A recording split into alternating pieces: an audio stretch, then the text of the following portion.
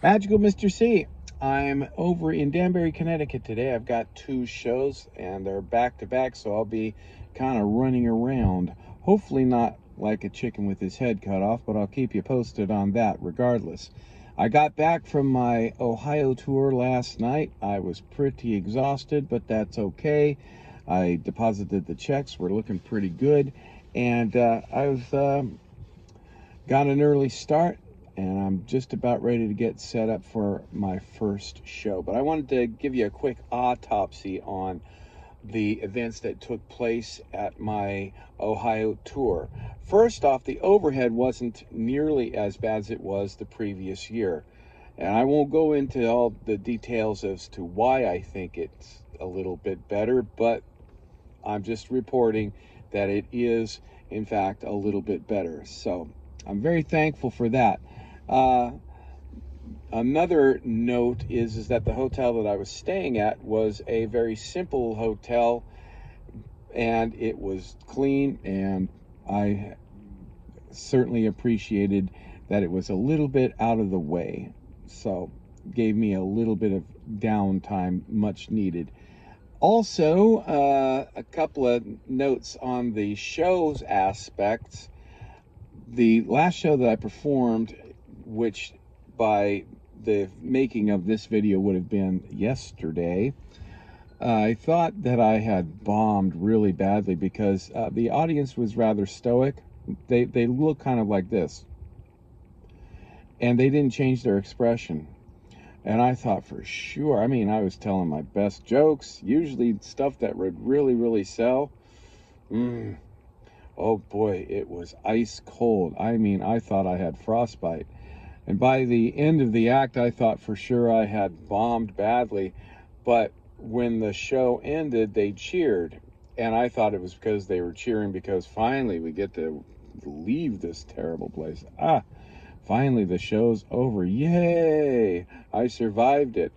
Well, it wasn't that at all. They sat and enjoyed the show in their way, I suppose, and was booked back within 6 months. They got me put on the calendar for 6 months. I was surprised, pleasantly surprised. I mean, I really pulled out all the stops as I possibly could, because when you have a low energy audience, it's up to the performer to build up that energy to try to create that synergistic experience where the audience is having a good time and the performer's having a good time. Oh man, I tell you what, I really worked hard on that one. And I was pleasantly surprised that they liked the show. I would give it a C plus, that particular show. The whole tour I would probably give a C plus because of certain anecdotal events that took place. One was my iPod that I've had for more than 25 years decided to kick out on me. I don't know why. I mean, I've had that iPod longer than I've been in show business. That'll tell you how robust that particular device has been. I've been using it exclusively for music for at least a good, well, since I started actually, and I've been charging it very gingerly. I've babied it. I'll even show you the charge cord. It'll show you just how outdated this bad boy is. Look at this charge cord. No, not this end. This end. Look at that. You can see that the wires are frayed, but still, I would plug it in very gingerly, hold it in one spot, and the only place it would actually charge, it got to the point where it would not charge in a normal outlet. It wouldn't charge plugging it into my laptop. It wouldn't charge any other way except the car only. It was just, the battery was just so worn out. Well, eventually the battery worn out completely to where it won't hold a charge regardless of what you do. So it's a good thing that I got this. Yep, I know it's old too, but it's not nearly as old as the iPod, and we've got a menu on it for Classical Magical Extravaganza, which just happens to be the theme show for this calendar year 2025.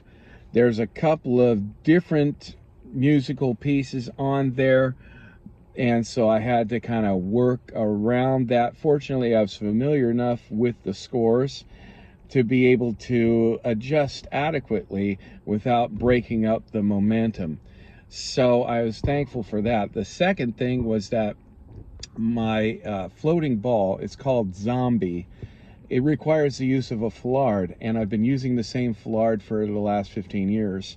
So it started, pilling up. It started showing signs of age. It started the bonds were, the hems were separating, and it was just starting to really look haggard. I would stitched it up. I would clean off the pills and that kind of stuff, and it had a little bit more life to it, but I knew that eventually it was going to go kaput. So I took the precaution of buying 2 Fallards. One was a little bit too small, so I bought a second one. It was just right in terms of size, but it was rather thin, and the action is rather slippery. So I had to, my Fallard just gave out. It just wouldn't work anymore. So what I did was I used the larger Fallard that was rather thin, and it worked as long as I'm careful enough and slow enough.